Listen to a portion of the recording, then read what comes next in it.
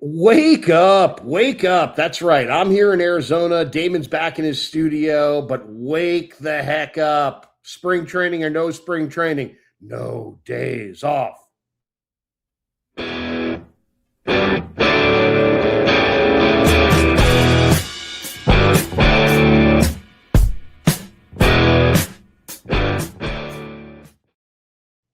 Indeed. Welcome, welcome. It's the last wake up here in the month of February, which means we're getting closer. We're getting closer to free agency. We're getting closer to the combine.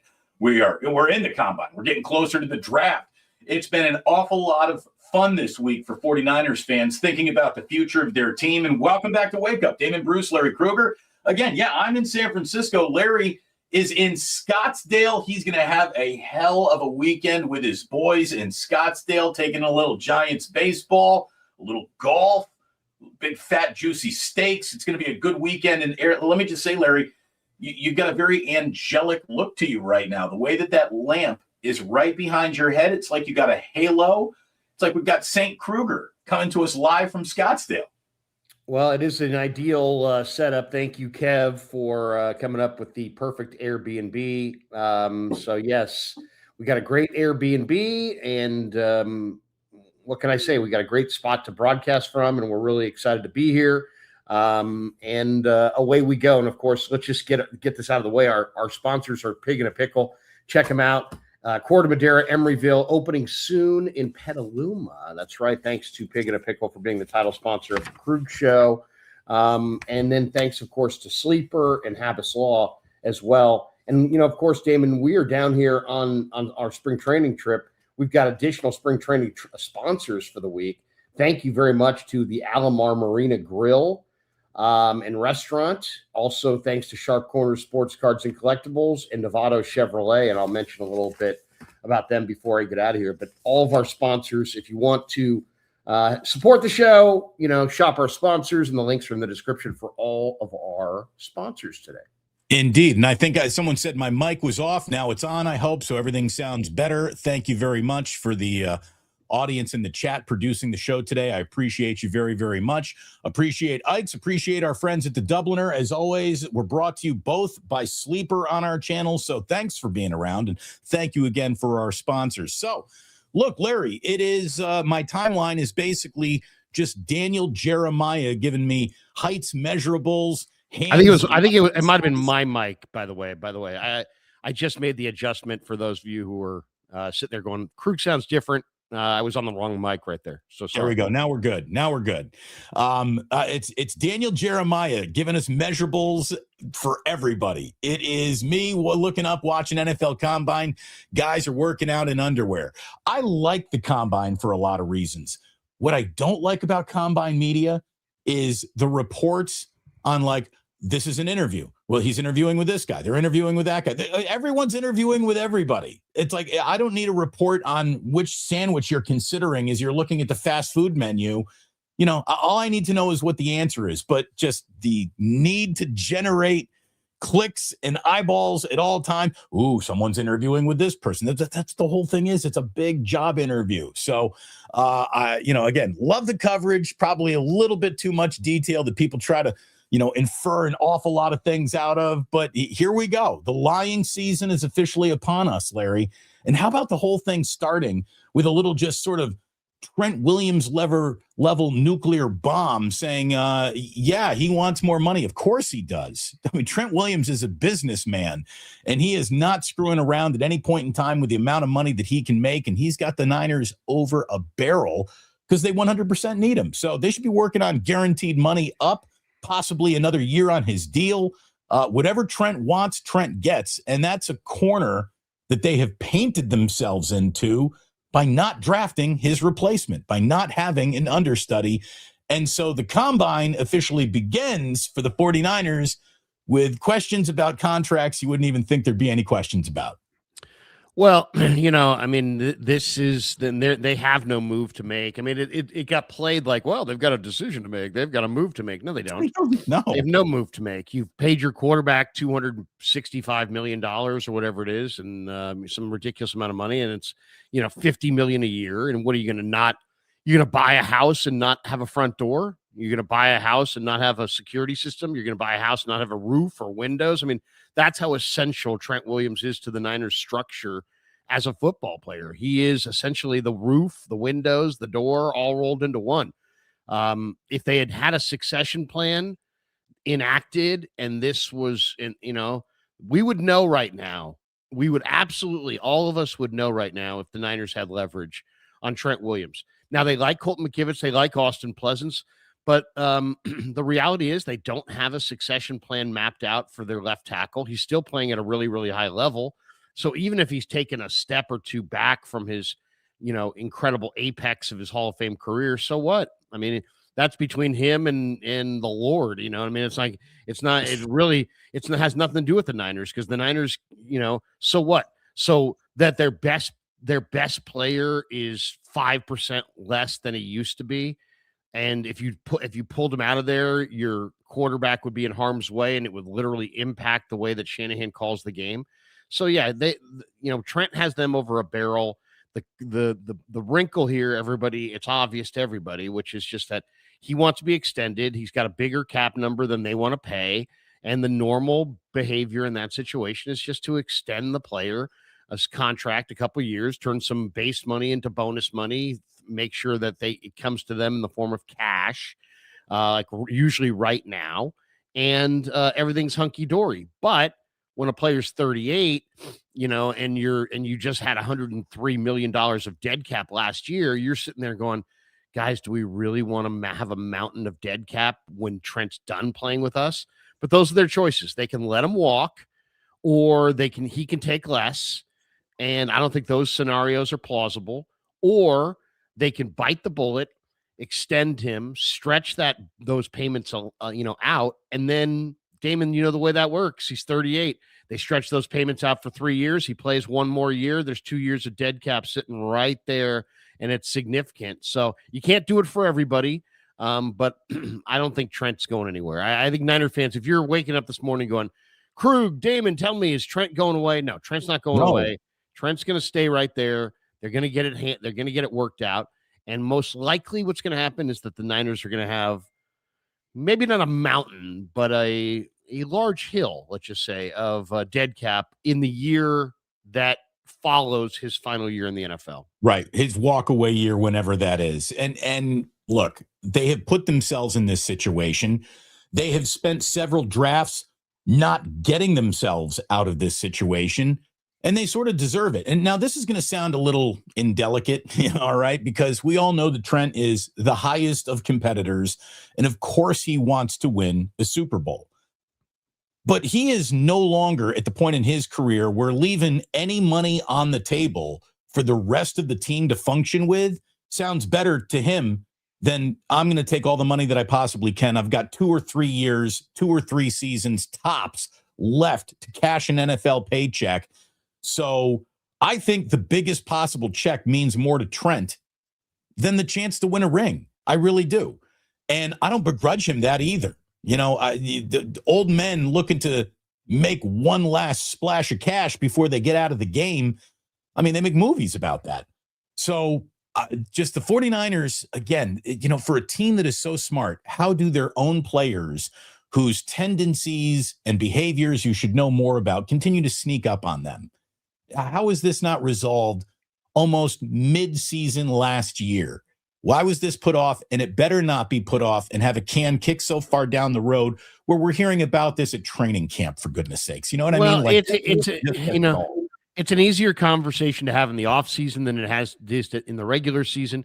Because in the regular season, in the offseason, I tell you, and maybe I tell you simultaneously to your agent, but then you have a wide berth to go huddle with your agent, think about it, stew on it, swear about it, get mad about it, and then, let cooler heads prevail before we have to see each other. If you propose this in week 7, now you may have an emotional player who doesn't show up for practice, and now it becomes a huge story. So you don't necessarily want to apply the pressure points in season. I hear what you're saying, though. It has to get done at some point, and we're not at the deadline now. I have no problem, I guess I would say, with the timing of it. I hear what you're saying. It could have been done earlier, but then you've got to get involved with, hey, you know what? we want to pay you less in the future kind of a thing. We'd love you to take some kind of a pay cut, or, we want to redo this, but we're a little unsure about the dead cap. And then it plays like you don't appreciate me in season. So I think that's the reason. By the way, we have a little.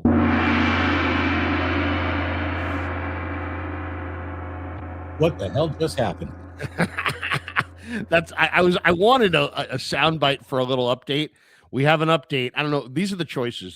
Going full on just Indiana Jones Temple of Doom gong.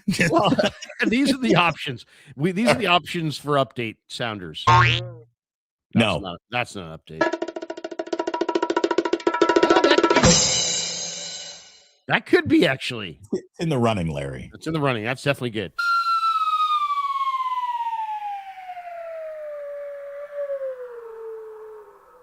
Takes too long to get there, but it might be right for bad news. All right. Breaking.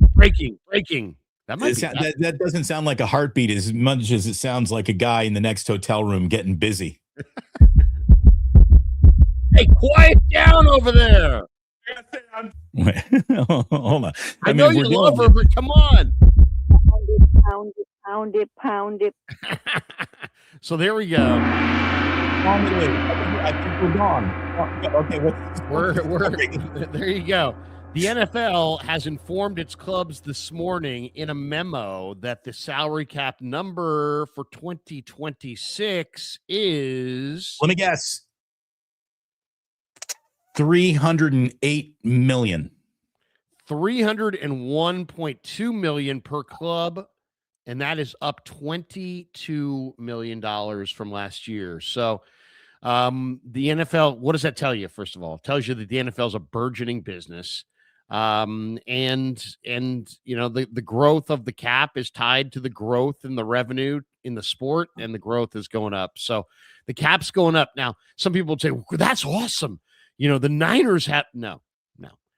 You got to remember this. It goes up in relative to everybody else's number going up. So yes, do the Niners have more cap room than maybe they anticipated? Possibly. But maybe not. We don't know their projections. And yes, every team in the league has the exact same growth. So it's static across the board. It's all relative. That's the biggest number coming out of Combine Week right there. How much can you actually spend? That's bigger than any measurable. So okay, that's legitimate news. I'll give you that one. I thought you were going to talk about report cards, and we'll get to those in just a little bit. To get back to where that's a hot topic this morning as well. We'll get to that. Yeah. How the NFLPA graded out the Niners. I think pretty damn well, to be completely honest. We'll look at it as they should be. I mean, as the Niners really should be. There's some surprising positive grades in there. We'll get to all of that, but just to get back to Trent Williams and why we're here in this situation and why Trent has all the leverage. Offensive line plays looking for leverage, and he's got all of it right now. Monroe Freeling, Caden Proctor, Caleb Lomu. All three of those guys are going to be running on, Sunday? Is that when the offensive linemen go? Day 4 is Sunday. Yeah, so offensive linemen will be running and going through their combine drills on Sunday, and that is, I think, the most important day for the 49ers. It truly is. And Larry, I know that we both really like Brad Graham. Brad works so hard. He's a hustler, man, and he knows football. He knows scouting like you do. And he put out his mock draft, and you're like, I like this mock draft. And there's a lot about it that I like too. It was, probably unrealistic to think that those things can happen, especially after Malachi Lawrence's performance yesterday. But right. It was a great mock draft. I think it had your guy, Kalen Black, in like the last round. If that happens, man, I'm going to be doing cartwheels. Here's the deal. As much as I like that, as much as I thought, hey, look, this would be a lot of Casey Concepcion at 27. Interesting. Wrong pick. Offensive line in the first round, or screw everybody involved. I really feel that way. It is that much of a glaring, blinking neon red light over this franchise. The time to wait another year to draft a premium offensive lineman, that's in the rearview mirror. It's go time. The Niners need the third, fourth, or fifth best offensive lineman more than they need the best safety that they can get in the second round. They need that guy. They Okay, need it. let's talk about it for a second. Let's It's talk about it. time. It's time. It has to happen. Let's talk about it for a second. Their stated goal or their stated position, and this is from Shanahan, this is from Furster, is that they don't believe in drafting offensive linemen high. They Well, believe that's why they don't win Super Bowls. they believe that they believe in drafting offensive linemen. Not they believe if you do draft offensive linemen really high, that history shows that you'll be back drafting high again the next year because offensive linemen take time to develop. So there's no doubt they need to improve their offensive line. But John Lynch was already asked this question, Damon, just this week. The beginning of the combine, the question was asked, John, you got lots of needs. What's the priority? And he did not hesitate. He said the defensive front seven.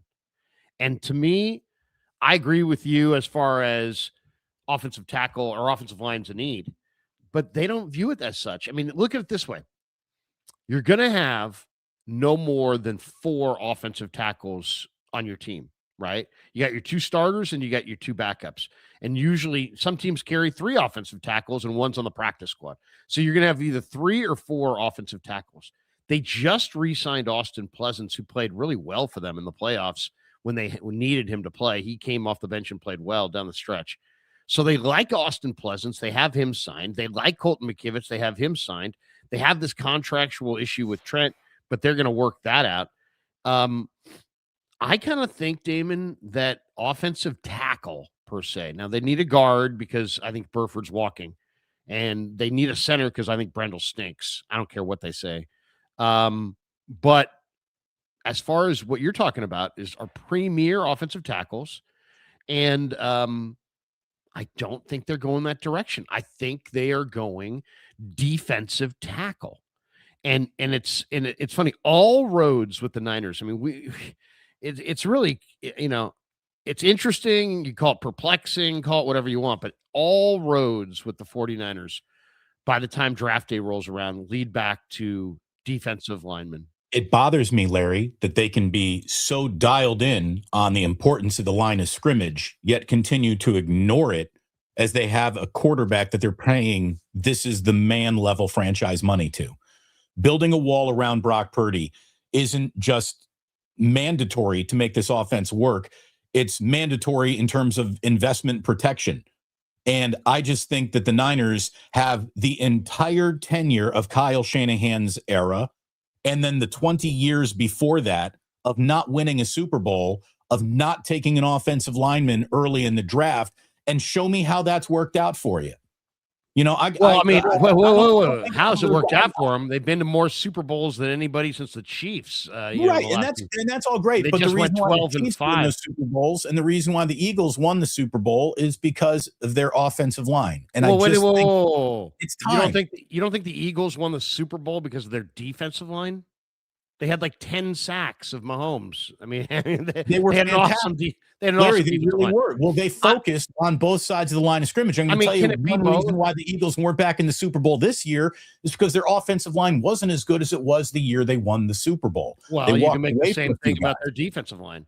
I mean, they said goodbye to Milton Williams. They said goodbye to a couple of guys. Look, it's the disease of more. Everybody calls more the minute you win. But I just think that this putting off an offensive lineman, putting off drafting an offensive lineman is getting you. If the only goal that matters is you won the Super Bowl, they keep on missing that goal. I would change my strategy. Okay, fine. Who do you want? Go ahead. Who are you taking at 27? If Monroe Freeling, Caden Proctor, or Caleb Lomu are all there, I really like all 3 of those guys. If there's no way all 3 are going to be there, I think of all of them, Monroe Freeling is the guy. I think that's the guy that I would be picking at 27 if he's on the board. I would pick him ahead of Caden Proctor. I would pick him ahead of Caleb Lomu. I don't know why you love Monroe Freeling so much. To me, he's a ordinary player. I don't see super special with Monroe Freeling, but it's everybody sees something different, right? As far as the Niners in this offensive tackle draft, the first guy, Maui Goa, going to go off the board in the top 5. Right, he's gone early. Spencer Fano from Utah off the board in the top 10. Caden Proctor from Alabama, probably off the board in the top 15. Low move from Utah, I think, is off the board in the top 20. Now, you're right. I think Freeling might be sitting there for them. I put him at guard next to Trent. He learns at Trent's side. I think he's got the foot speed to do it. The foot speed that Caden Proctor doesn't have, Freeling does have. That's the guy I like this draft. That's the name that I have settled on as the right pick at 27, and I'm not coming off of it the way that I didn't come off of trade everything up to get Armand Membu last year. Go get Armand Membu. Go get that. I mean, I think they're like. I mean, all I would say is go watch more Monroe Freeling. I think you're overrating Monroe Freeling, but whatever. We don't get caught up in the weeds on this. There's other guys too. The ASU kid, Ian Hatcher, is 330 pounds and moves like a guy who, I swear to you, if you just looked at this film, you'd be like, oh, that guy's like 290, 285. He's 335, and he moves like a really much smaller man. So I know he's raw, but that to me is the tackle. If you really are going to go offensive tackle and swing for the fences on the highest upside, because like right now, like if you were drafting a tackle, are you starting him in week 1? No, you're not. You just said you're going to play him at guard for a year, and that's fine. But means he's starting week 1. Right, but you're not starting him at tackle. That's okay. My point is just that there's a development there, and it's going to be lots of mistakes, and there's lots of issues. So I don't love that. I mean, to me, I think yesterday was an indication of what the Niners are going to do. They're going to go after a defensive tackle who can rush the passer, and to me, the guys that yesterday was a huge day, I think, for the 49ers in their evaluation of the draft. Zane Durant. Remember Zane Durant out of Penn State, man. I knew you'd be talking about him today. Well, I have mock drafts going back, since, January, December, and I've zoned in on this guy long ago. And I knew he was going to have a great workout, but I didn't think he was going to run that fast. He ran 4.75 at 290 pounds. This guy's projected to go in the 3rd round. I think the Niners may take him at the end of the 1st round. That would be, a lot of people would say that's a reach, but this guy's had a ton of starts. He's had like 42 career starts. He is the ideal interior rush guy to put next to CJ West and Alfred Collins. He will give you that inside rush. And I think if you really want to get a feel for it, go look at the 40 times of the defensive tackles, because to me, 3 or 4 of the guys that I love the most were the fastest guys. And I've centered on these guys weeks ago. Zane Durant from Penn State, Caleb Proctor. A lot of people talking about Caden Proctor. You just mentioned him from Alabama. There's another guy named Proctor, Caleb Proctor, who went to Southeast Louisiana State, who's about 285 pounds. And he is a really great interior rusher, albeit undersized. And so Durant and Proctor's not going in the 1st round. He's probably not even going in day 2. He's probably a day 3 guy. Durant is probably going on day 2. Heck, who knows? He may slip into round 1 after that performance. DeMonte Capehart from Clemson at 313 pounds ran a great 40. He looked amazing in the 4.8s. Caleb Banks from Florida, we'll see how the foot checks out, but he is a freaky interior rusher, 32-inch vertical for a 35-pound man to have a 32-inch vertical. I mean, that's athleticism. Well, and look, then the Ohio State kid, Caden McDonald, who pronounced himself the best defensive tackle in the draft. And there's a lot to love. I mean, just think of a bigger, a stronger version of DJ Jones. That's what he is. He's DJ Jones. So he's a rock solid run defender, but like DJ Jones, he's got quick feet and he can go hunt the quarterback. So to me, like if the Niner and then but here's the thing, is drafting a D tackle that's super what they high do. Priority this year. Like, didn't you just do that twice last year? Like, Damon, you had 20 sacks. Oh, I know. To me, that means edge, not D tackle. You need edge. Lynch said it because they don't need edge. They've got Bryce Huff. They've got Bosa coming back. They've got They've got guys that they like Markel on the Williams, edge. I get it, but Markel those guys Williams. aren't producing, and no one but Nick Bosa They produced. didn't play. They didn't play. I mean, Bryce Huff needs to be, Bryce Huff did. once, yeah, but there was no Bosa. So everything slid towards Huff and he got stymied. My point is just that if you ask the Niners, they're going to say defensive front seven. They're also going to say that they're going to Raheem Morris so they can go to more 5-man fronts. So you're going to see more 5-man fronts from the 49ers. And I think that means that you're going to see, rushers of different sizes. I think you'll see some smaller guys, that you hadn't seen in the past, guys like Cassius Howell, guys that are 250 pounds off the edge. But you're also they're looking for 3 pieces, basically. They're looking for an interior linebacker.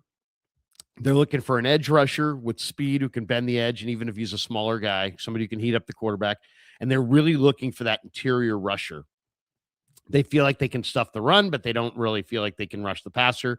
They had 20 sacks, 6 fewer than the next worst team. So it was awful. Awful. It's not, I don't, their stated opinion about offensive line, the fact of the matter is only 3 offensive tackles are generally active on game day. And what are the odds that this offensive tackle that they draft at 27, who's going to be like the 4th or 5th or 6th best offensive tackle in the draft, most likely, because there's going to be a bunch of guys that go in front of them, are going to be better on day 1 than Trent, McKivitz, or Austin Pleasance?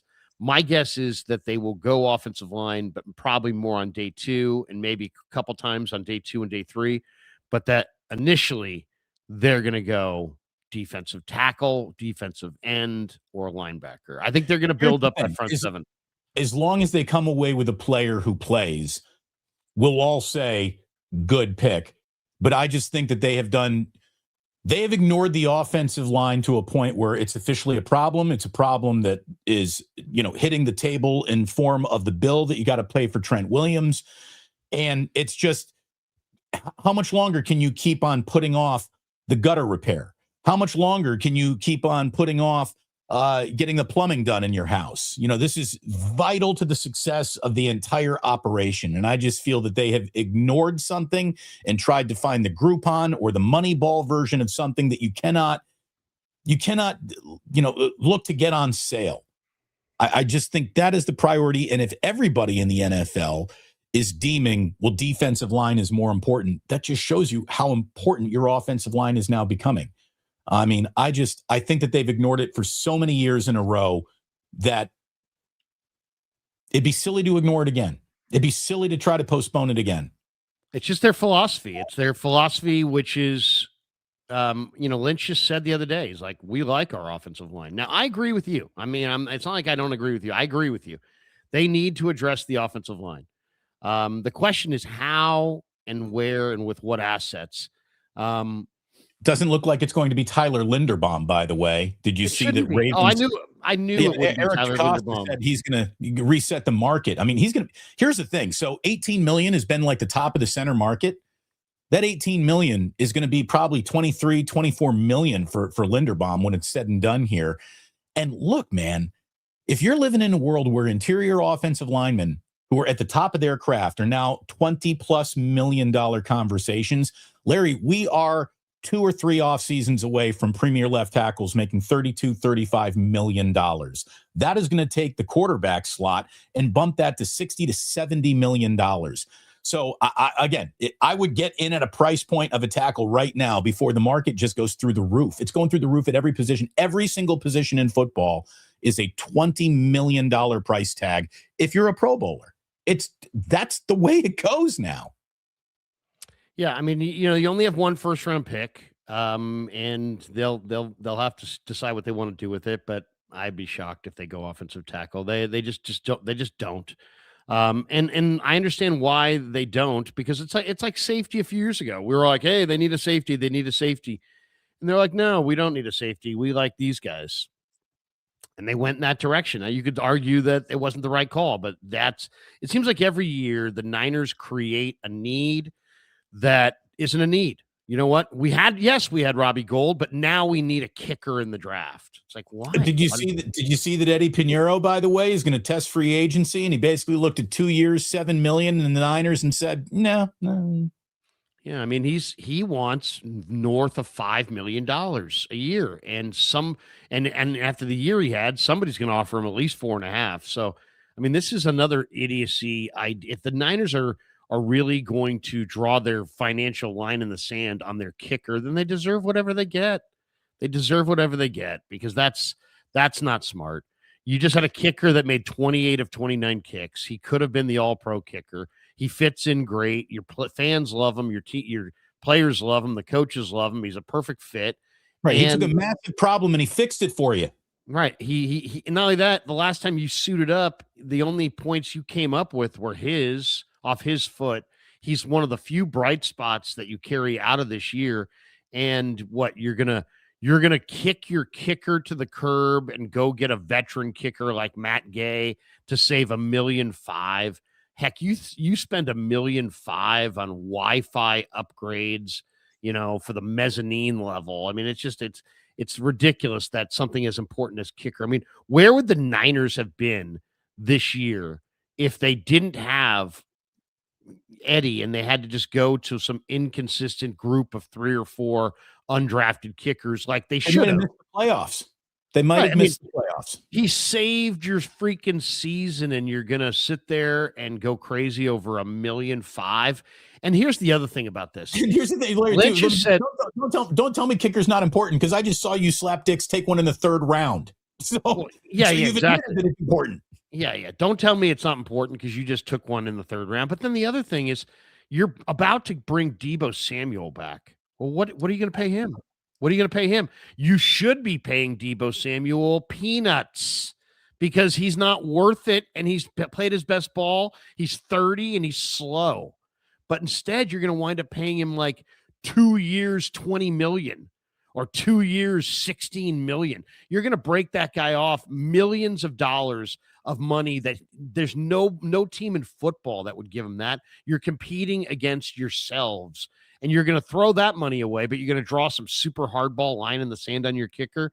You deserve what you get. I'll say this. If the Niners really are going back to Deebo, and if the Niners really do lose Eddie Pinheiro, we may be seeing the beginning of the end, of the regime, because that means they're probably running out of ideas. If you're bringing back Deebo Samuel, you're officially running out of ideas.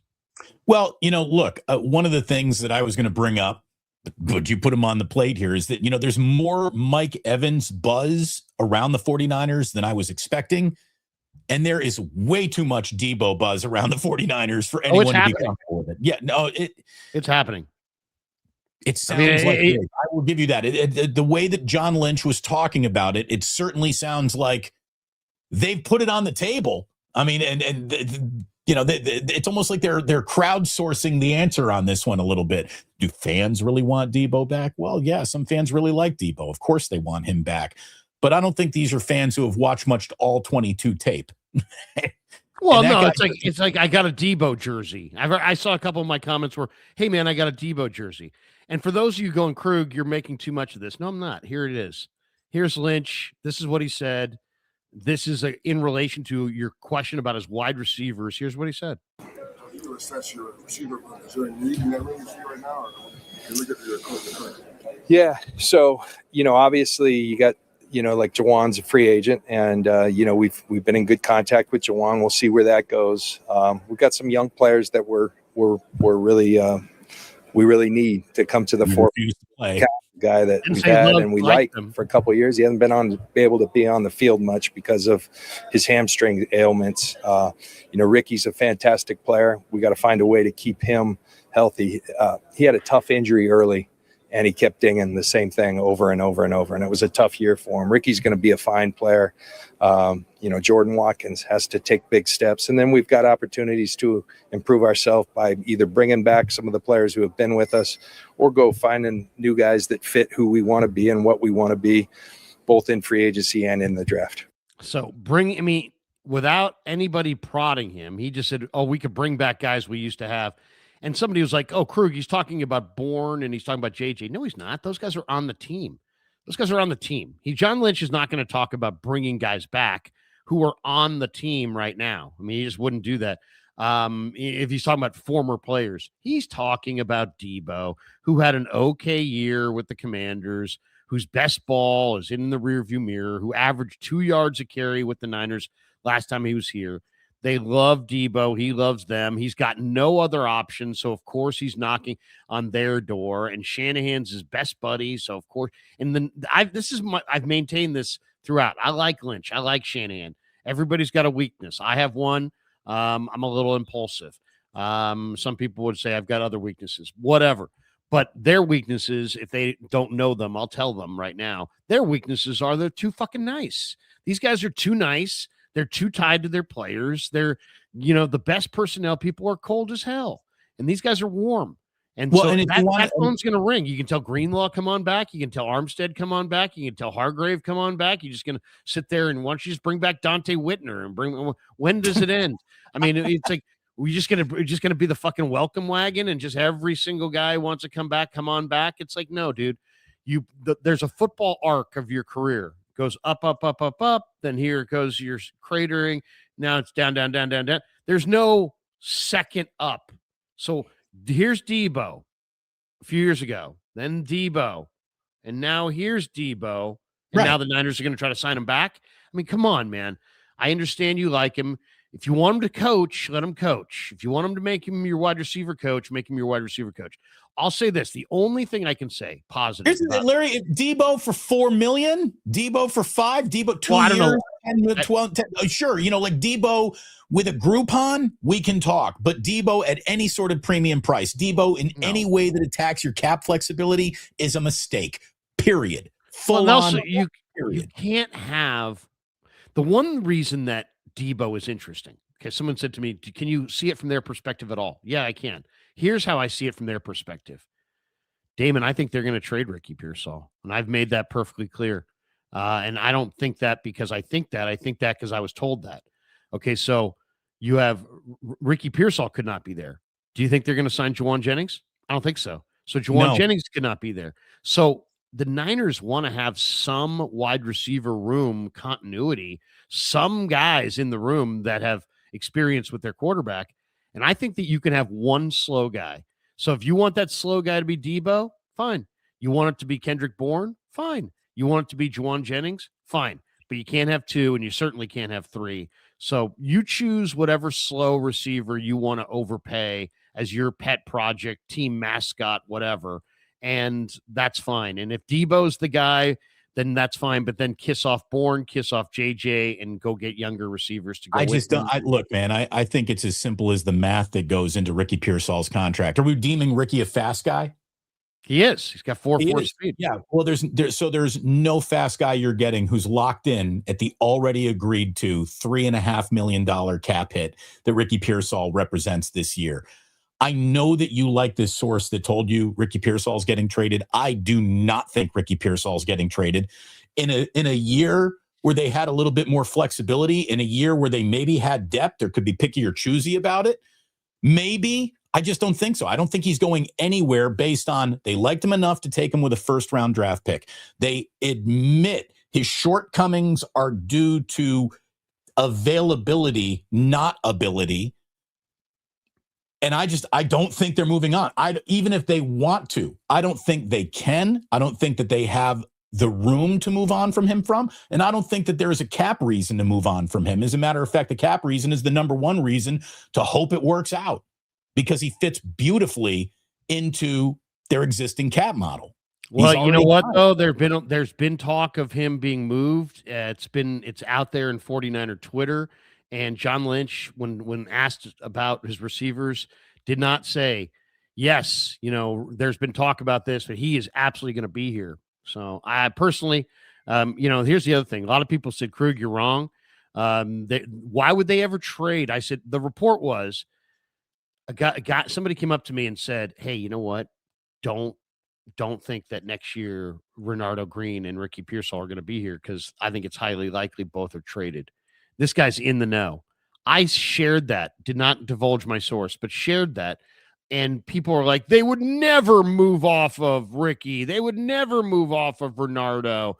Those guys are rookies on rookie. Those guys are on their rookie deal. They never move. They would never move off of a guy on a rookie deal. That's interesting, because yesterday ESPN put out a list, and they listed Bernardo Green as an 80% chance of being traded by the 49ers, and he's still on his rookie contract.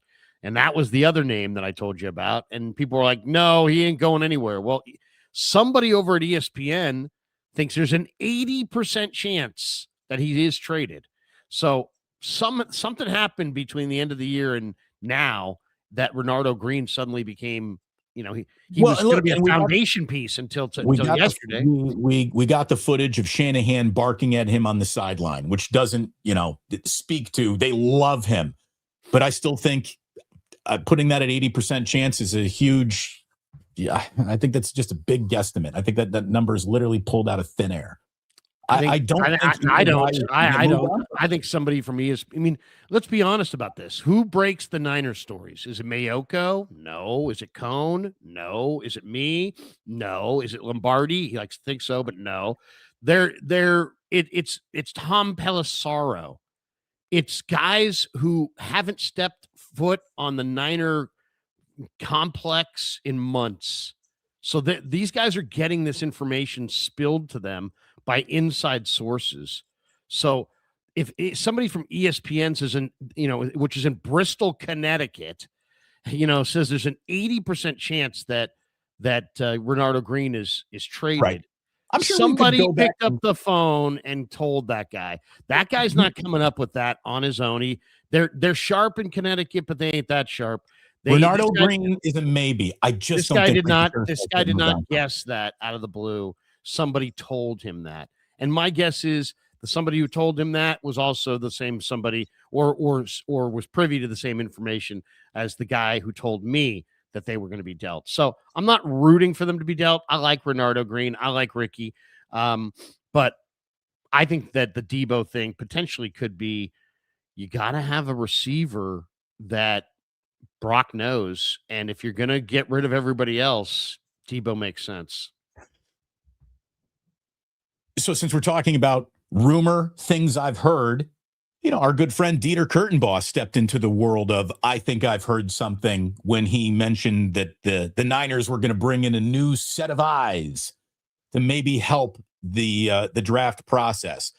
Well, maybe he was very underwhelming. Maybe he was halfway right about that, because this is definitely another set of eyes, but it ain't new. Kwesi Adolfo-Mensah, who just got let go by the Vikings as their GM after he made one of the, in the moment, maybe you had an argument to make, but now that we know the way the story ended, you look absolutely ridiculous for walking away from Sam Darnold. He's a Super Bowl champion, and the Vikings are almost back to square one. He drafted poorly when he was in the Niners war room, and the Niners have poor drafts to prove that. He drafted poorly in Minnesota, but like you said, the club of, we like everybody. If we've got a good relationship with you, we want you back in the room. Come to Cabo with Kyle. And I'm not saying that Adolfo-Mensah is a bad guy or brings no value or anything like that, but it just feels like he didn't really play a key role in your success, yet he got the head gig in Minnesota where he did play a key role in undoing their success with the decisions that he made. And that's the guy back in the room. That's what Dieter was talking about. If that's what Dieter was talking about, that's what the Niners got. That is, again, Larry, it's uninspired. It's uninspired, and it feels like a retread. It's the Debo Samuel of come on in and help us out. Well, retread. I don't think that's fair, just because everybody in the industry, he's a very young man. Everybody in the industry is a retread. Everybody. They've all worked for somebody else. They've all worked in the league.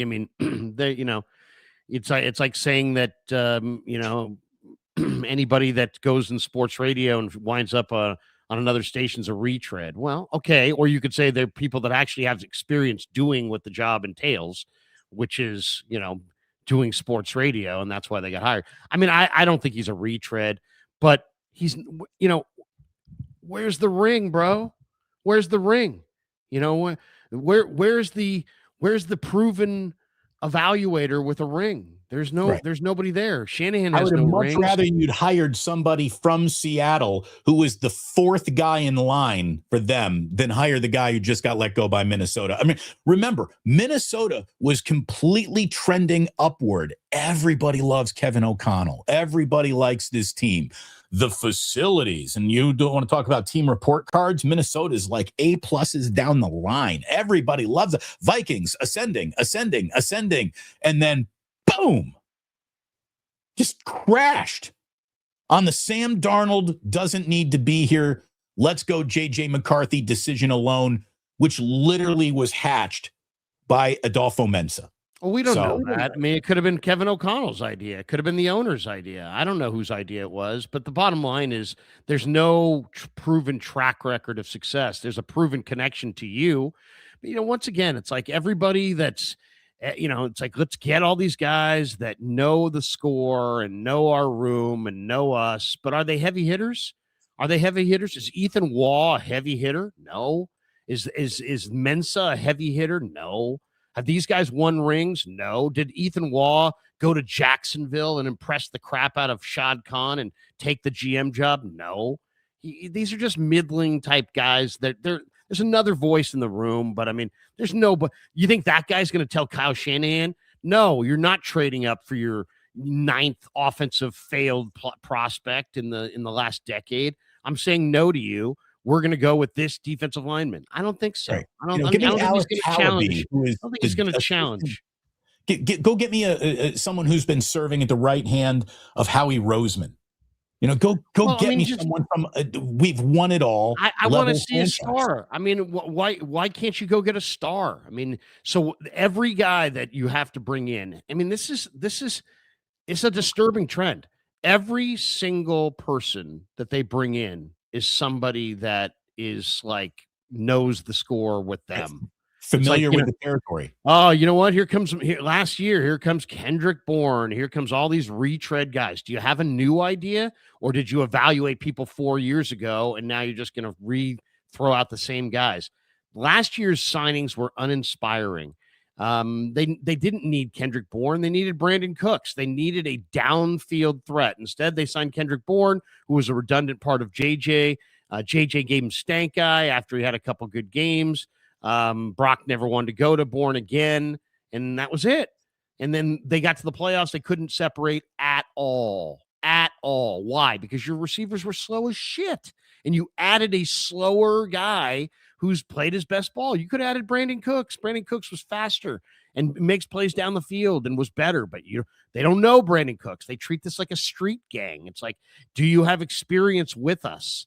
Let me tell you, I'm sick of it. I'm absolutely sick of it. I'm not going to sit here and pretend that these are good moves when they're just hiring your buddies and people that won't challenge you. Rehiring beat up football players who are your buddies and you're tight with Debo. Remember when Debo said, "Hey, I'm not struggling. I just don't get the ball." And then they fed him the ball for the next game, and he proved that he was struggling. And now, a year and a half later, you want him back? I mean, it's just, but that's them. They're going to go down this road. They've run out of ideas. Willie famously said, Kyle's got his favorite players. Kyle's got his pecking order that really doesn't have anything to do with what's happening on the practice field. Maybe it's the Cabo crew. But Willie Snead said that on his way out of here. And we kind of were like, screw you, Willie. You didn't do much for the Niners. What are you telling, tales out of school for? He was right. He was right. Well, it's too much of this. It's too much. Why are you bringing back the same guys? It's like, if you bring in a new player, you might discover that new player is good. But if you bring back the same middling old player that you had 2 years ago, is that a good move? I mean, they did that move like 5 times last year. And did they bring back, they kept going, there was a reservoir of young, talented linebackers that were sitting around the league in different spots. Did they take a chance on any of them and bring them in and let Johnny Holland develop them? No. They brought in Kendricks and Wallow, and they had Eric Kendricks was great. 3 different special teams linebackers. But I mean, he wasn't great. He wasn't great at all. He wasn't in the playoffs. He wasn't great. That wasn't great. He was suitable. He was decent. They were okay. They were okay. They got gashed in the Seattle game. He was okay in one game. I mean, he's nothing more than okay. And if you expect him to be better this year as he's older, Eric Kendricks was out of football. They signed him off the fucking street. There's not a lot of future there. I mean, come on. You're talking about building a team that can win a Super Bowl over Seattle and the Rams, and you're literally talking about kicking your awesome kicker to the curb and bringing back Deebo Samuel and re-signing Eric Kendricks and bringing in Kwesi Adolfo-Mensah. They've lost their new ideas. They have just the same old ideas. I'd be very surprised if they have a good offseason. I want them to have a good offseason, but it doesn't look good. It really doesn't look good because you have to do something. If you do the same thing over and over and over again, it's going to provide the exact same results. Me saying Monroe Freeling at 27. I've watched you guys take so many defensive linemen and D tackles, and sometimes it works. Most of the time it really doesn't. I watch you ignore your offensive line. It progressively gets more meh by the day. Here's the thing. They're good enough to not bottom out to bad. The Niners haven't had a bad offensive line, but they haven't had a great one either. They were more. Well, let's be honest here. They were way higher rated on the offensive line than they were on the defensive line. They were dead last in sacks. It was a historically horrible year.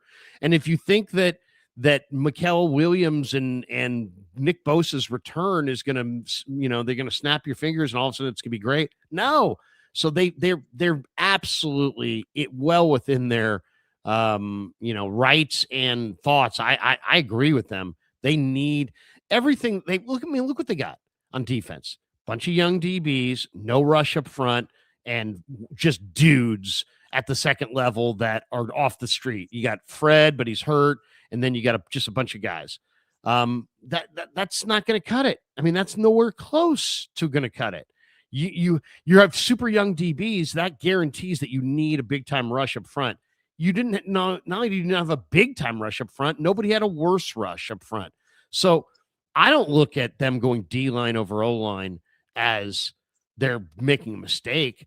Their D-line is worse than their O-line, and they care and they really believe in having a great D-line. They want to have a dominant D-line. So, I mean, and this is the way the Niners are. I mean, whether you like it or not, this is the way it is. And we can talk about what we would do, and we often do things like that, but we also need to talk about what they're likely to do. And I said this to Murph yesterday on KMBR. He's like, what are they going to do at 27? I said, Murph, look, they talk about the O-line in the offseason. They talk about the O-line when they get beat in the playoffs. But by the time the draft rolls around, it's all about the D-line, and it's usually all about defensive tackle. And I think they're going defensive tackle. I mean, that would be my guess. So like and subscribe. It's good to have you. Larry's in Scottsdale. We're going to let him go enjoy what is, I'm guessing, a gorgeous day in Scottsdale. It's a gorgeous day in San Francisco. It is. I'm right here in the middle of the fog belt. I'm in the buckle of the fog belt, and we got a bright, sunny morning here in San Francisco. So hopefully it's good weather all around, Larry. Just a couple of other things as the combine rolls around. Every now and then we do look at a combine specimen and just go, whoa. And that guy yesterday was Sonny Styles out of Ohio State. He basically had the best combine anyone's ever recorded in terms of measurables, from how you perform to your splits to your hand size to your Sonny Styles yesterday basically played himself into a top 5 situation. I mean, he was unbelievable in terms of that size, that speed, that skillful at a legit 6'5". The guy's an absolute monster. I mean, the Buckeyes are just producing some of the most amazing prospects. Caleb Downs, the safety, is just an absolute beast. Arvell Reese, the outside rush guy, is probably as talented as any player in the draft. And then you just mentioned Sonny Styles. And Sonny Styles is just an amazing player. We all talked about the amazing workout numbers of Nick Emanwari. Well, Sonny Styles, jumped 2 inches higher than Nick Emanwari, and Sonny Styles is like 6'5". Here's the thing: if there's an indication of like, man, I thought this guy was good, but then I watched the film and he was great. Usually when that happens, you're taking a player that you thought was, I don't know, let's just say it's a Sonny Styles guy. Let's say, hey, you thought he was 6'2", 220. And then you realize, no, he's 6'3 and a half, 245, because it surprised you because he moved like a much smaller man. When you're seeing greatness on film, usually it's wow, look at what that guy can do at that size. It's one thing to see a 195-pound back do something, but if a 225-pound back does the same thing, you're like, whoa, look at that guy. So, yes, Sonny Styles is really special, and the Niners need special players. Sonny Styles might be worthy of trading up for. I mean, you got to have to get into the top 5 to get him. You're going to have to be in the top 5 to get Sonny Styles. I don't think so, but I think you're gonna have to be in the top 10. No doubt about that. But yeah, Sonny Styles, I'm looking at Tankathon right now. They're saying he's going 12. He's not going 12. He'll go higher, but I don't know if he's going to go top 5. I mean, top 5, I think is going to be Mendoza, and then Maui Goa, Arvell Reese, maybe Ruben Bain, Spencer. Although, did you see the numbers? David Bailey. There are some measurables that I think do and don't matter. For a quarterback, the hand size probably does matter because you want big mitts on that ball. For an offensive or a defensive lineman, arm length does matter. Did you see that Ruben Bain is basically a Tyrannosaurus Rex? He's got the shortest arms measured for any defensive lineman in like a really long time, like 20 years. Cassius Howell as well. This is what we're talking about. I mean, these guys, and there's a lot of statistical breakdown. The NFL teams they can quote these stats. There's only been 2 all-pro defensive ends that have arm length under 32 inches, and basically there's that number that NFL teams don't want you to be beneath. And Ruben Bain is under 31-inch arm length. And that's I will also say, having watched him in person in the national championship game, he's unbelievable. This guy is just a wrecking crew. He really was against Indiana. So yeah, to me, if I were the Niners, that's the guy that I would try to get. I mean, Ruben Bain is, I would be with you, or not you, with the people that are saying whatever they're saying about Ruben Bain, putting him down.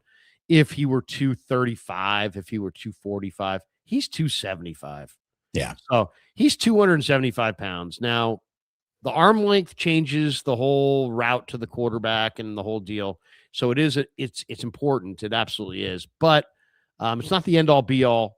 That guy was so dominant. To me, if you could put Ruben Bain opposite Bosa, now the only way you could do it is if you traded your day 1 and day 2 picks and Mac Jones all to one team that picked in the top 10, and they were willing to, give you their pick, because he is going top 10. He's an awesome player. But yeah, I think the one thing that came out from Lynch earlier in the week that I thought was interesting was that Lynch said, hey, we're going to have to consider some different body types up front. They've got certain type guys they like, but they don't have enough rush. They want to change up their front. I think you're going to see more 5-man fronts. You're going to see some rushers of some different sizes. So maybe, Bain won't be there, but Cassius Howell might. I think that's I think a lot of the league is going to be looking for that. More speed. Speed kills more than size, more than heft, more than height, more than weight. So 270-pound guys have a harder time breaking down in space. If you're going to rush Kyler Murray, Russell Wilson, and some of the faster quarterbacks, not that those guys are all in the division. Kyler may be out of the division, and Stafford, he's 100% going to be out of the division. Did you see that him and Monty Ossenfort, is that the Cardinals GM? Yeah, haven't even had an off-season conversation yet. That means goodbye. Well, it's funny. Todd Husak believes that Kyler Murray ought to take less money and come to the Niners. And of course there's going to be a trade involved here, but that would be interesting. Would you trade? If the Cardinals called you right now, would you trade Mac Jones for Kyler Murray? No. Absolutely not. Do you have Brock Purdy on the team? But I'm just saying, Kyler Murray, the best thing that Kyler Murray could do would be to get with the Niners because How about Anthony there's that How about saying Anthony Richardson, who there's the that Colts saying said, about go ahead and who in that situation. you're the family you're born into, and then there's the family you create. I mean, he was born into the Cardinals. He can't. There's nothing he can do about that. But Right. if he wanted to grab his career, but I mean, look at Sam Darnold, man. I mean, think about it. We really haven't talked that much about this.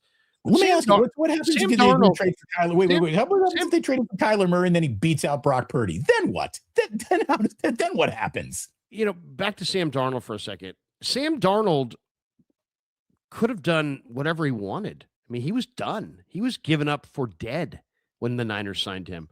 Then he came to the Niners and was like, I want to be a Niner. And like seriously took less money and a less chance to play because he wasn't going to play he didn't play. He played one game. And look what that did to his career. I mean, look at what Kyler Murray is. Kyler Murray where's he going to go if he leaves Arizona? Is he going to go be the starting quarterback of the Raiders or some bad team with a horrible line and no support? Or would it be smarter for him to go and sit and watch Brock, study his prep, get in Kyle's offense, maybe get a chance to play 3 or 4 games in Kyle's system with an offense that works, and show everybody that he's the guy that went number 1 overall, and then get him on a 2-year deal, and next year you trade him for a first-round draft choice. I mean, just saying, that's the way you build. And as far as Mac Jones goes, the other team tied to Mac Jones right now is the Atlanta Falcons. There's a lot of talk that the Atlanta Falcons, I was reading this late last night, a lot of talk that the Atlanta Falcons are going to join the mix. Some people think they're going to go for Kyler. Other people think they're going to wind up with a Malik Willis. But there's a lot of talk that Mac Jones would be a great fit in that offense.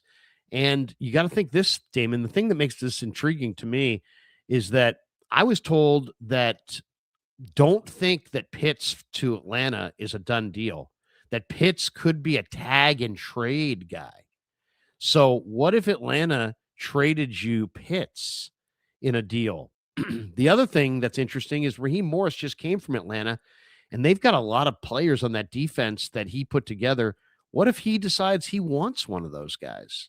And you say to Atlanta, hey, we'll give you Mac Jones for a defensive player that Raheem Morris likes, and Kyle Pitts, or we'll give you Mac Jones and a pick for Kyle Pitts and a defensive player. I'm just saying it. We talk a lot about Indy and Raiders and Minnesota and Jets. Don't forget Atlanta. They're not going with Penix. They're kissing off on Cousins, and I think Cousins is coming to the Niners. Personally, I think that's going to happen. I'd be shocked if that doesn't happen. But Kyle finally gets the quarterback he wanted this entire time. Oh, I mean, God. what that would be interesting if somehow Raheem Morris came from Atlanta, and let's say the Niners took, I don't know, one good defender from Atlanta that Raheem Morris brought in Xavier Watts, Billy Bowman, Jalen Walker, James Pierce. We know it won't be Pierce because he's having problems with the law. But let's say Raheem Morris said, hey, I'd like to have one of my young players that I just drafted and a third and a day 3 pick. Let's send Mac to Atlanta. Caden Ellis. Could happen. Caden Ellis is a free agent. Oh, okay. There you go. Yeah, so That's the one guy. Then go sign him because he's pretty young. He's a good player. Look, Larry, getting back to the Kyler Murray thing, Kyler Murray is so much further down the road in his career than Sam Darnold was when Darnold showed up here. Like, Darnold was given up on by several teams in the league and it didn't work out and he had nowhere to turn. Kyler Murray, like you said, you can't choose to who you get born to. He was born into the Cardinals.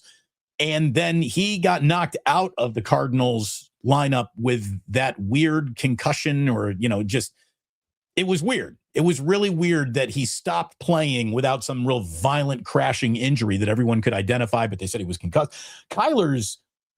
I don't think Kyler is looking for a let me be an understudy and learn from the clipboard move in his career as much as he is. Just get me into a better situation. Let me go play some football for someone other than the Arizona Cardinals. But I mean, I agree, but just think about it. Quarterbacks do have the luxury of being very patient. Why? Because their careers are long. And Kyler Murray's, does he need to go back to a mediocre opportunity on a subpar team with a subpar line? Or I think the real advantage of coming to the Niners is the close proximity that you get to Purdy and his prep. And I think Darnold, if you listen to Darnold, has made that point many times. And I think Jones about it at the Super Bowl. Yeah, I mean, and I talked to Sam Darnold about this a year ago, and I asked him because my whole point was, hey, Shanahan. I'm like, hey, what was it like coming here to work under Shanahan? He's like, Kyle's great and the system's great. He's like, but truth be told, what really helped me in my growth was watching the way that Brock prepared for every possible coverage that would be thrown his way on every possible play. And he would not be done with his preparation until he had literal answers for every wrinkle that a defense could throw at him on every single look that we had during the week. And I never prepared like that. And to see his preparation really was eye-opening to me, and it changed my preparation. I think that, Damon, is the number one reason he went to Minnesota and kicked ass. I think that's the reason he went to Seattle and kicked ass. And I think if you mentioned Anthony Richardson, who was just demanded a trade, and there's a lot of talk today. Who was it that somebody wants Richardson? I forget who it was. Didn't see who said that. I didn't see who it was, but somebody came out today and said, yeah, we want Richardson, and Richardson may go there. But that's another interesting name. If I was Anthony Richardson, I'd come to the Niners as a third string guy, because I mean, his career is absolutely in the toilet. And right now, between what happened with Darnold and what's happened with Jones, I think it's safe to say the Niners are the reclamation quarterback, team.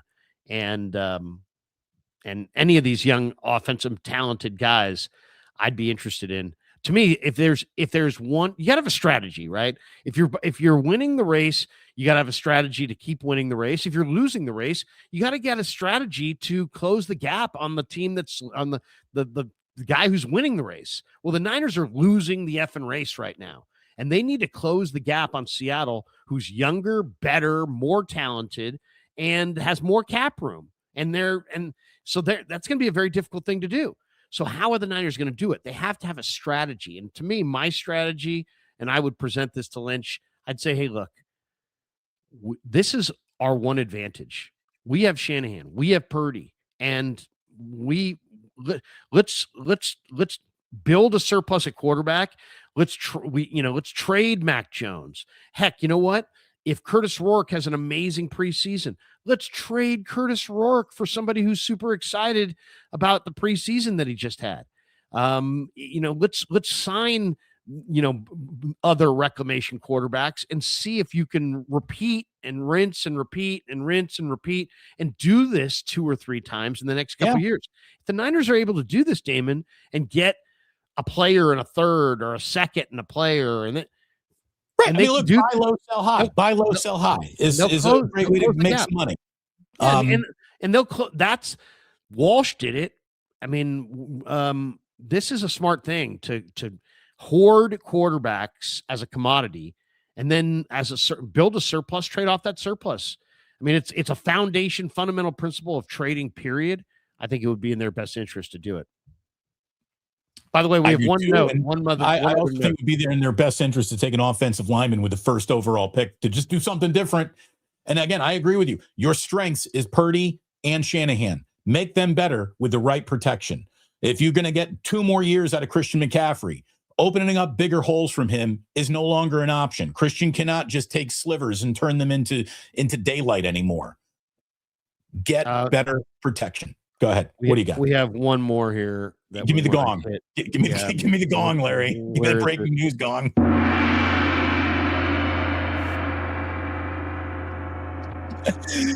All right. Do it. My man Raj is reporting that Chase Lucas is expected to draw interest from teams if the Niners don't offer him a contract. I'm bringing Chase back, man. Chase is a dog. I like Chase. He's a good dude, and he's a good player. Underrated player. How about this? Whenever they decide to dress him and play him, he makes a play. He makes a play in every football game he's kind of in. So I would not walk away from that guy at this time, period. Yeah, no, I wouldn't either. Let's hit this as well. By the way, The Larry, great, especially if you're thinking about moving on from Renardo Green, right? yeah, I mean, I wouldn't move on from Renardo Green, but I think they are going to. And the fact that, what I was told about Renardo is he just doesn't fit. He doesn't fit. He Okay. doesn't fit in personality wise. This was kind of a big story too. Today we'll go with this. This is the grades that were given out by the NFLPA. Well, let me ask you, Larry, is it easier to see that or this? There we go. I mean, I had it right here queued up for you. This is the report card grades that the 49ers were given. I love how, really good grades. Sports and society mirror each other. It's like, release the files. And the NFL is being told, we want these grades. And they're starting to leak. We're not going to share grades anymore, which means, of course, we're still sharing grades. Niners score very, very, very well. Who would have thought home game field would get an A- when the turf at Levi Stadium in its first few seasons was such an issue? I mean, Harbaugh wouldn't even let him go out there and practice on it. Now it's getting an A-. So that's good news. I mean, the bad news is the training staff in the training room didn't get a very high grade, and their travel didn't get a high grade. But I mean, Lynch, Shanahan, Boyer, their coordinator, Look, when we were talking strengths and weaknesses on Monday, I said they need new facilities. And this isn't about substation protection. This is about, like, dude, are you training in a shed that looks like you got it out of a catalog, or do you trade in something that looks like a spaceship? Let's hit our supers, and I got to bolt because I got to get to the game today. Here we go. You can read them, and then we'll just roll down here. All right, hold on. Let me get us back in frame here. This is from 49er Hal. He says, at what price do you have to walk away from Trent? There is no walkaway price on Trent. I think Trent is a straight up non-negotiable. So what are you walking away to? I mean, what are you talking about? What are you walking away to? You have nothing. You're going to walk away to go get nobody? Start off in Pleasance? I mean, you picked 27th. You think the 7th best offensive tackle is going to step in for a Hall of Famer at left tackle? You better like Monroe Freeling at that point. Trent's playing a while. Trent's not going anywhere. Trent's going to be playing for a while. By the way, we should tell everybody that our supers here are brought to you by our friends at Habas Law. 1-800-INJURED. They will fight to make it right. Thanks to Habas Law for being a proud sponsor of the Krug Show. 1-800-INJURED is their number. Habaslaw.com on the web. If you need a lawyer and you need a good one, that's really it. And thanks to Habas Law for being a proud sponsor of the Krug Show. And I don't know if you know this, but Macklin Celebrini teamed up with Omar and Tarek Habas of Habas Law for a new series of TV commercials, and 8 hours in a car. These guys spent time with Macklin Celebrini. So it's really, really cool. So check those out. So I just saw a Habas Law promotion on the Sharks dasher board. My boys and I'm taking my boys to their first ever hockey game, and my wife Jillian's never been to a hockey game, so we're all going down on Sunday. It's Sharks and Winnipeg Jets at 1:00 in the afternoon. We're doing flag football, and we're piling in the car, and we're going to the Sharks game. So that's going to be a lot of fun for the boys. All right, back to these supers here, Larry, and I got it on my end here. This is from Paul Glass, who says Sadiq the Freak could be our Juice replacement. He could be your Kittle replacement. You're not getting him to replace a fullback. You'd be drafting Sadiq at 27 to replace George Kittle. Yeah, I mean, I don't think Sadiq's going to be there at 27. He's not going to be. Something about him I'm not sure about. I'm not 100% sure about him. I'm going to tell you right now, he didn't do nothing against Indiana in the national title game. Or in the Peach Bowl, excuse me. He did nothing. Nothing. I don't know. I mean, he's jacked. He's jacked. I'll say that. We got Oregon boys quit on football games the minute the going gets tough. Tell Eric Armstead that. Don't forget to put on sunscreen, Larry, from Fuji. As you know, SI cherries wilt and spoil in heat. How is the Scottsdale Giants spring training going? What are your takeaways? Takeaways are that Birdsong stinks. I mean, his whole career, he just got ripped yesterday. He gave up a bunch of bombs. Giants, you know, they don't have a closer. Their pitching depth is not good enough. They're going to score some runs. They Ramos hit one out yesterday. It looked really great. Chapman hit one out to lead off the game yesterday. He Didn't looked Eldridge really just good. have a nice poke too? Eldridge, but I mean, Eldridge is I don't believe in Eldridge. Eldridge hit 107 with 40% strikeouts. I'd say Eldridge is a 2027 thing. I know a lot of Giants fans are dreaming the Eldridge dream, but I mean, show me the guy who's got that big of a strike zone that strikes out 40% of the time, that hit 107, that came back the next year and was a everyday player. I don't. It's not realistic, but I know that people want him. This is from Aldo Martinez, who says, "What's your take on Jacob Rodriguez?"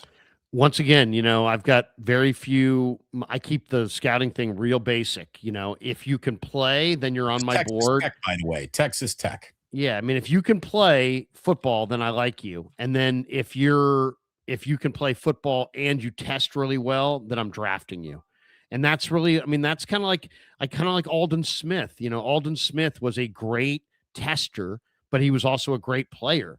And when you're a great tester and a great player, I'm drafting that guy. And this Jacob Rodriguez is an awesome player. I mean, he really is. He's one of the he had numbers that were fantastic. Some of his numbers that he put up were just the best numbers we've seen. He's got elite production, but he went 18.4 miles per hour on the back pedal and react drill, which is the best number of any linebacker in the last 4 years.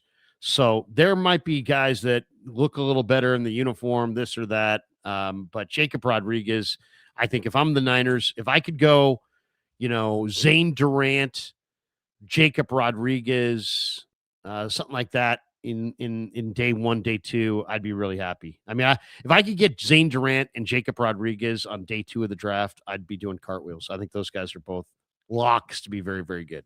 I agree with that. Fuji Simeon. Heard Glenn Kuiper is going to be filling in for some Giants radio broadcast. What is your take? I know what he said was horrible, but as a Reardon guy, I know all mistakes and paying for them, also redemption. Look, all I can tell you is that Glenn absolutely tongue-tied misspoke. Every single black man that has ever worked with Glenn Kuiper will tell you he is there's no racist that has secretly been unearthed in Glenn Kuiper. I've done a comprehensive interview with Glenn. He's a good guy. I supported him before it was fashionable to do so. I'm glad he is being let back into the play-by-play fraternity. He belongs there. He's good at it. Yeah, I mean, got a lot of thoughts on this, obviously, but I'll keep most of them to myself. I'll just say this. Shame on the people. If you're a writer and you're holding broadcasters, feet to the fire on this, shame on you, because you could not be a writer and not have backspace. And that's what it is to be a broadcaster. So before you get all sanctimonious and, I would never, and we would never, and I have never, and all this crap, take away backspace for your entire career. And how good would you be? Would you have stupid columns? Would you have misspells? Would you have mistakes? Right. That's what live broadcasting is. And it's all I would say to anybody is that your body of work should matter more than a glimpse of time. And unfortunately, we're in this gotcha world where a glimpse of time, it matters more to some people. That was a misspeak. Glenn was talking about a great day that he had at the Negro League Museum, for crying out loud, and spoke too quickly. And he was working with a player who had no experience and was so shocked by the moment that he didn't know how to react like a good co-host would have. They didn't even hear it. If Damon had said that, or somebody that I had been working with had said that, I would have heard that, and I would have said, "Oh, you misspoke there. You meant this," and we would have cleaned it up right then and there without moving on. But he was dealing with a younger broadcaster who had never done it really. Oh, it's with Dallas Braden. Yeah, he was with Dallas Braden, but and Dallas didn't do anything wrong per se, but he didn't do anything right to save Glenn. And also the A's, I mean, come on, his body of work should have spoke the loudest, and it didn't. Right. And the fact that the Giants righted a wrong here, and all I would say to those who are like, this is wrong that he's getting another opportunity, I would just say this. You don't know this guy. and I do. And so I'll pull rank and say, you don't know him, and I know him, and I know this guy's a good guy. You know who And wasn't offended by it?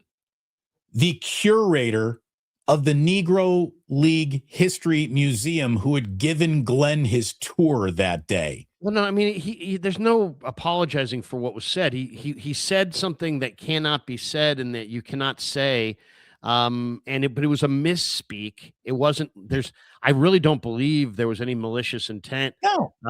And I just don't want to hear the people who are like, oh, it's bullshit crap that he's getting And another people who are opportunity. like, well, he's So had other instances of we it. want to throw. We're so eager to treat people and throw people away. Like, oh, this guy did this, and throw him away. And it's like we have so many unhappy people in our world who have through Twitter an ability to have discourse that they probably should never have. And it's like there's an awful lot of people celebrating. And it's like the bottom line is that there's two groups of people. There's the people that don't know Glenn Kuiper and just know what he said and are like, I don't get why this guy gets another opportunity. And I understand that. But guess what? You don't know him. And all I would say is this guy, I do know him, and I do know there's no malice in his heart. I do know he's a good guy. And he's paid a steep price. He's been His entire attached career. He's been entire attached. career has been ruined. He's been attached to this, and believe me, I understand. There's pain that goes along with being attached to the uncomfortable thing of our lifetime, which is the whole racial discord. And it's just it's unfortunate. And race is an industry, and there's people that want to profit off this. But I just think that the writers who are still acting like they're better than Glenn and trying to be like, I would never have done that. No, that's bullshit. You have backspace. And you've never done anything live in your entire career. Not once, not a day, not a moment. And everything you've ever written gets through 3 editors and is proofread 6 times. Yeah, and it's I mean, you can't make this mistake. And here's the thing. There was a guy who did play-by-play, and I won't name him, but he did play-by-play. But he also did kind of some radio fill-in. And he tried to, basically be like, oh, well, I'm a play-by-play guy. I'm not like a low-level talk show host. I'm a play-by-play guy. And then he was super arrogant about it, and he got some opportunities to be, guess what, a talk show host. And the guy wasn't a talk show host he wasn't even a full-time talk show host. He was just filling in. And in the midst of filling in on a talk show, after about a month, he got himself into this hot water situation with something he said. So, you know what? Before you sit there and say, you know what, it's just talking and it's easy. It ain't easy. And Damon and I have been doing this for decades. And we've said millions of words in our life and had thousands of shows. And all I would say is if you're a broadcaster and you want to take me to task, I'll own it. But if you're a writer and you're trying to take me to task, take a fucking walk. Because seriously, we're operating on a high wire with no net. You're operating on a balance beam with tremendous netting all around you. So you look at it this way. Writing is a skill that can is absolutely, there are some better than others at it, but it can be acquired and it can be mastered slowly throughout time. Broadcasting is talent. You either have it, you can or do this, or you can't. So yeah, the skill group can blow me when it comes to talking talent. Do we get do we get that? No, I got it, Larry. I got us right here. So here we are again. Again, this is Fuji again saying, I wonder if 49er team surveys allowed feedback, comments from players. The substation question. It's actually hesitation, worry from the players and families. Yeah, I'm surprised they didn't get a better grade on families. Like, how could any NFL team have anything other than an A+ grade when it comes to dealing with families? What are you doing with these families to not get an A+? Yeah, seriously.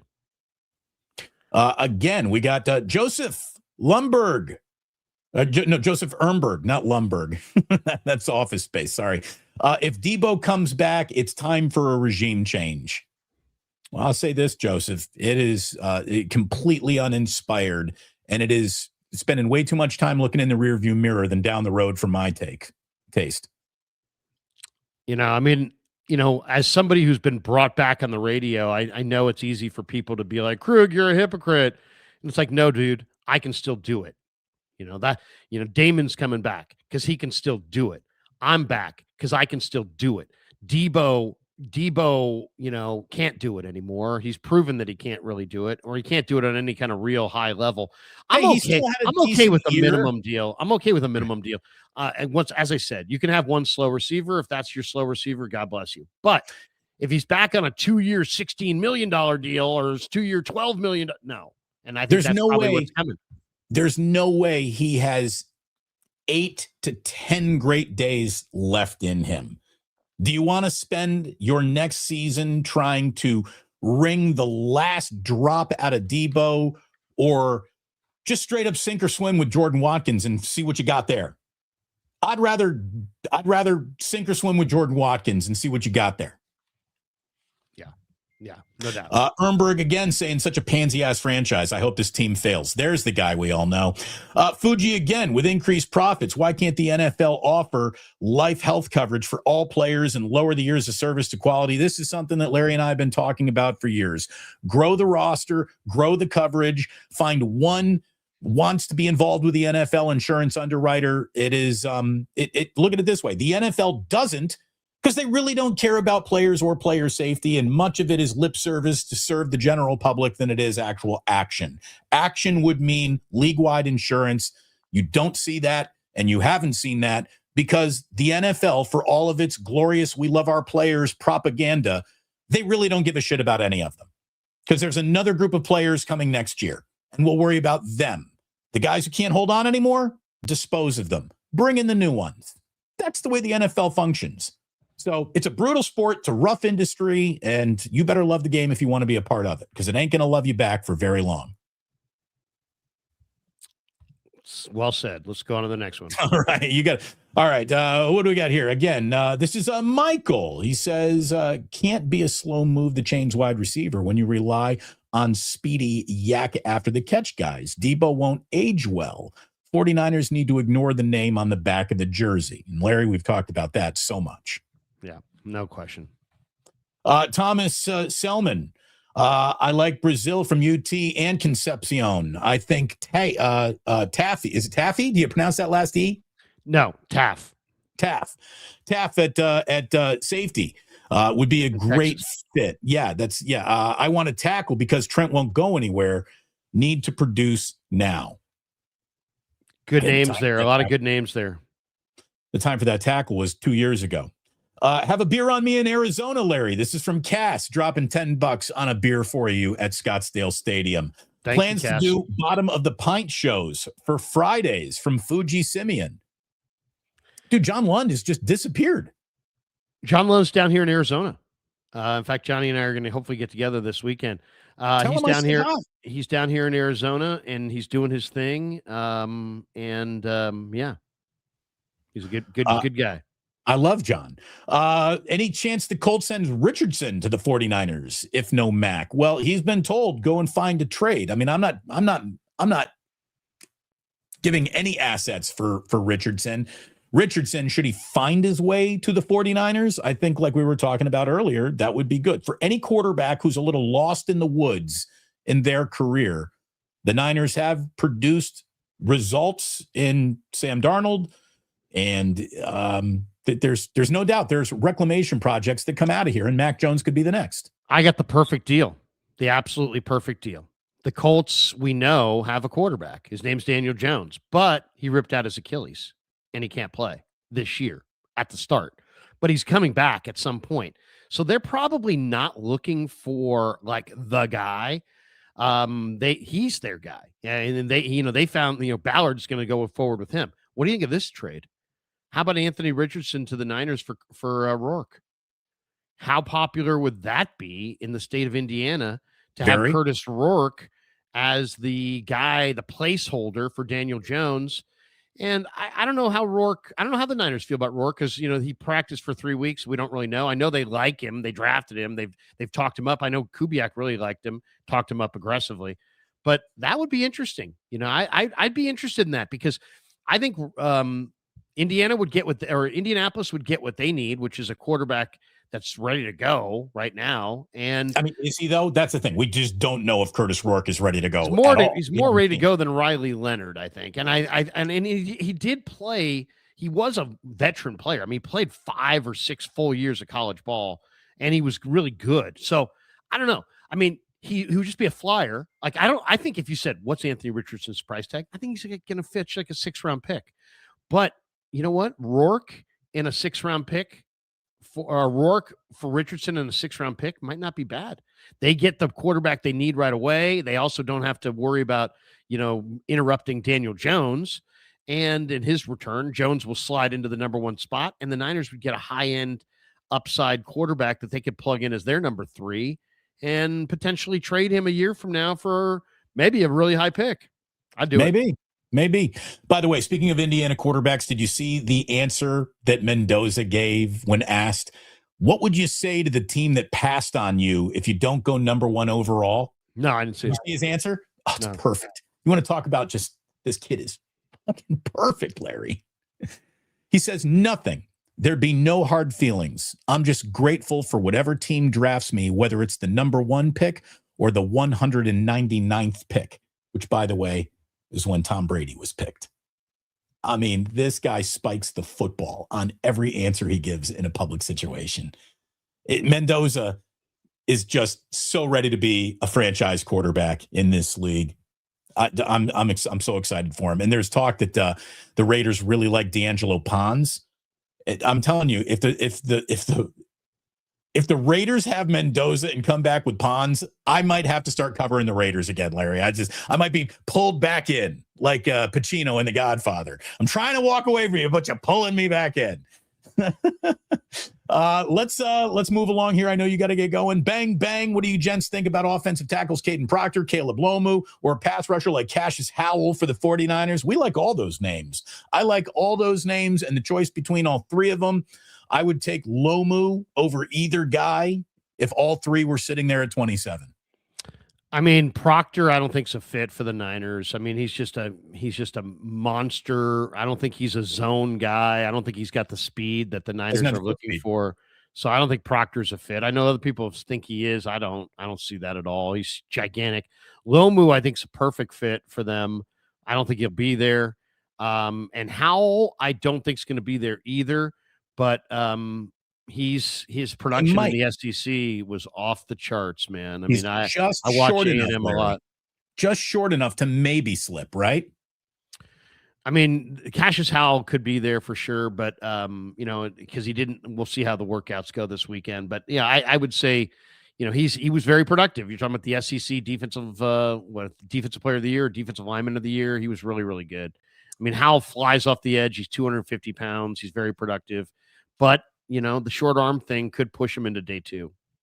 Barry again coming in saying, does the fact that the training staff got a below average grade sort of explain all the injuries? Would better facilities improve that grade? I think facilities, yes, would instantly improve that grade. What's funny is how much the 49ers were hurt. It is slightly exaggerated. They were the 7th most lost snaps team to injury in football. It felt like the first. And if you wanted to say impactful snaps, maybe they did indeed lead the league in losing impactful snaps to injury. But, there are 6 other teams that had more of an injury problem and no substations to speak of. And I wonder how all their training rooms were graded out. Yeah. We go to Riker Trav. Excuse me. Good morning, Larry and Damon. Hope you guys have a great day today. Thank you for all the content. It is our pleasure, Riker. Thank you for being here. Thank you for watching. McNeil Warren will be a man worry Derwin James-like. Larry, what say you? Well, I mean, he's big and rangy, but I got to see how he runs. I mean, Eman Warrior ran in the 4.3s. If McNeil Warren, I think, has got more natural cover ability than Eman Warrior, but I don't think he's anything like that athlete. I don't think he's that supercharged athlete that Eman Warrior is. So, but I love McNeil Warren as a player, and I do think he's a late 1st-round pick, and I could see him being the Niners pick at 27. I know safety's kind of that oddball position, but this guy's really, really special. We're going to find out, though, the workout, his production's big. He played at Toledo. He's well coached. He's rangy and long. The question is he a dominant physical specimen? And we're going to find out here in the next day. Look, over 1,000 people watching us across all the platforms that we're streaming on right now. Thank you for being here. Hit like and subscribe as we're getting ready to wrap this game up today. Renardo Green for Thilbo in a fourth. What would be fair? This is from Marcus. For who? From who? For what? For Thibo. Oh, Thibodeau. Thibodeau. Kayvon Thibodeau.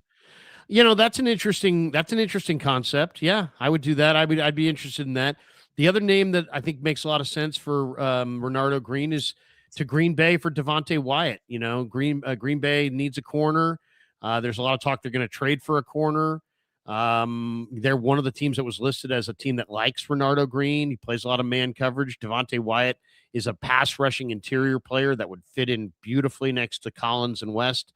If they could make that swap happen, I'd be all for it. But yeah, I think believe me, they're going to get something. If they move Renardo, if they move Pearsall, they won't be giving these guys away for 6-round picks. These guys have already proven that they can play. It will most likely be player for player. Hey, you know what? Change of scenery type moves. And I could see it. I could see it happening on both fronts. Finally, our man Barry comes in with our last super of the day. He says, I dug up Glenn's audio. Not offensive to me in context. Well, there you go. There's a African-American man saying it doesn't bother him.